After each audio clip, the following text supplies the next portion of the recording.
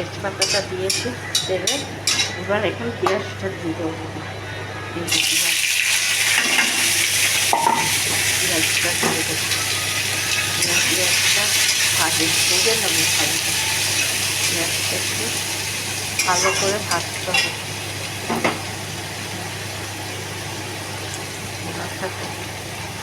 দেখুন বন্ধুরা, এভাবে রান্না করে খাবে।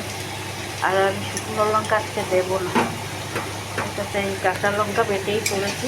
আপনারা যারা কাঁচা লঙ্কা দিয়ে খেতে চান কাঁচা লঙ্কা, আর যারা কাঁচা লঙ্কা শুকনো লঙ্কা দুটোই খেতে চান দিতে পারেন। আর আমি আজকে কাঁচা লঙ্কা দিয়েই রান্না করবো, শুকনো লঙ্কা দেবো না।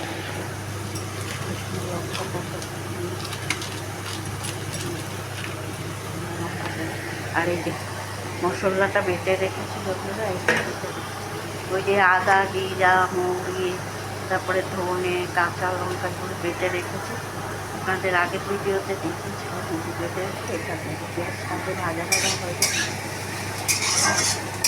ভাজা ভাজা করে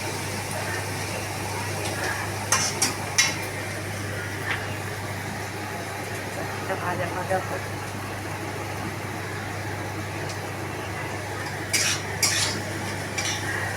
পেঁয়াজটাকে একটু ভালোভাবে ব্রাউন হবে। সেই সময়টা ব্রাউন হবে, সেই সময়টা আপনারা মশলাটা বন্ধুরা দিয়ে দেবেন।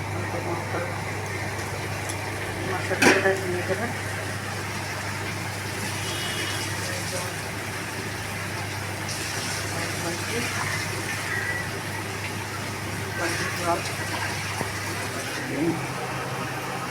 জলটা এখানে রেখে তুলে দেবো মশলাটা। মশলাটা দিয়ে দিচ্ছি আর দেবো হলুদ আর দেবো বন্ধুরা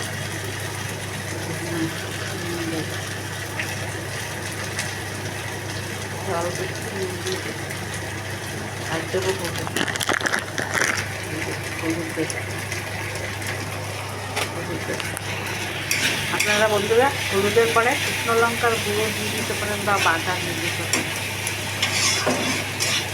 আমি শুকনো লঙ্কাটা দেবো না, আপনারা এই হলুদের পরে শুকনো লঙ্কার গুঁড়োটা দিয়ে দেবেন বা বাটা শুকনো লঙ্কা যদি হয় দিয়ে দেবেন।